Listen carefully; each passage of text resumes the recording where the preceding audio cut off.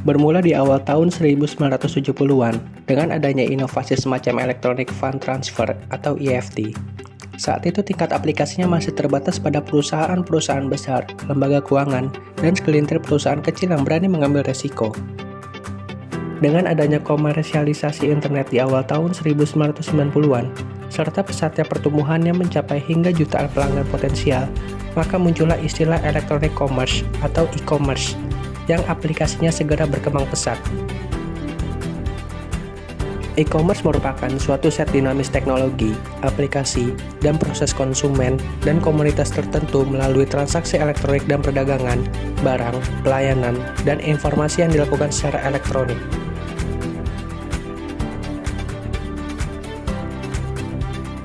Terdapat beberapa alasan mengapa perusahaan menjalankan bisnis dengan menggunakan fasilitas e-commerce, yaitu lebih mudah menyampaikan perubahan informasi seperti perubahan harga atau informasi lainnya, meningkatkan pelayanan kepada pelanggan karena tersedia akses selama 24 jam, 7 hari seminggu, mendapatkan umpan balik segera dari konsumen, menyediakan biaya penyebaran informasi merek yang efektif dan efisien. Dari segi pandangan bisnis, penyalahgunaan dan kegagalan sistem yang terjadi terdiri atas kehilangan segi finansial secara langsung karena kecurangan, pencurian informasi rahasia yang berharga, kehilangan kesempatan bisnis karena gangguan pelayanan, penggunaan akses ke sumber pihak yang tidak berhak, kehilangan kepercayaan dari para konsumen, kerugian-kerugian yang tidak terduga.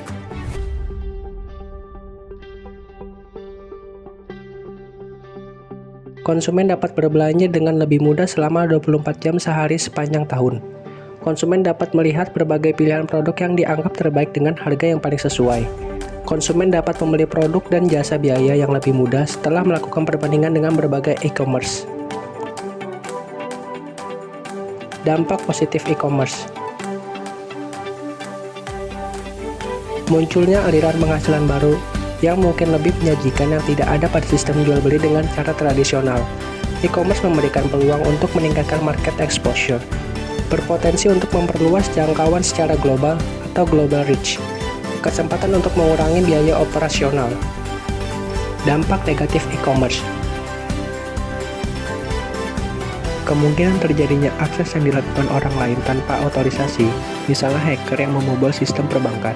Kampanye negatif via internet yang dilakukan kompetitor yang dapat berakibat buruk bagi sebuah bisnis. Potensi kerugian yang bisa terjadi akibat kesalahan manusia, baik itu sengaja atau tidak sengaja, dan juga kerusakan sistem elektronik.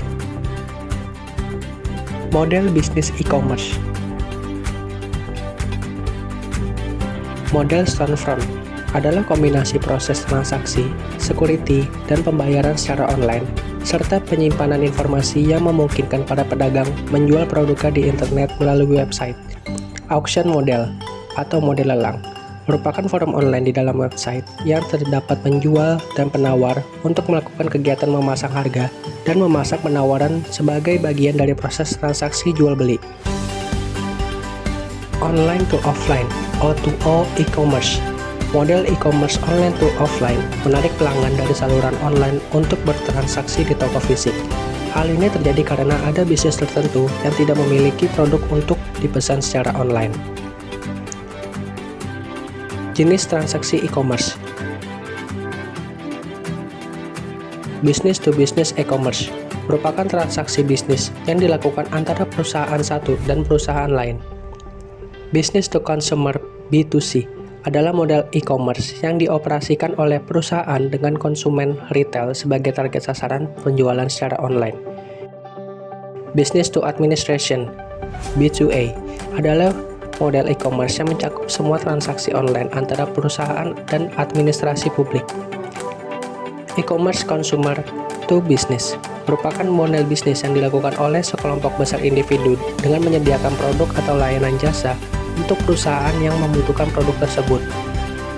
Model bisnis consumer to consumer C2C meliputi semua transaksi elektronik yang dilakukan antara individu penjual dan individu konsumen. Biasanya, transaksi dilakukan melalui pihak ketiga yang menyediakan platform online.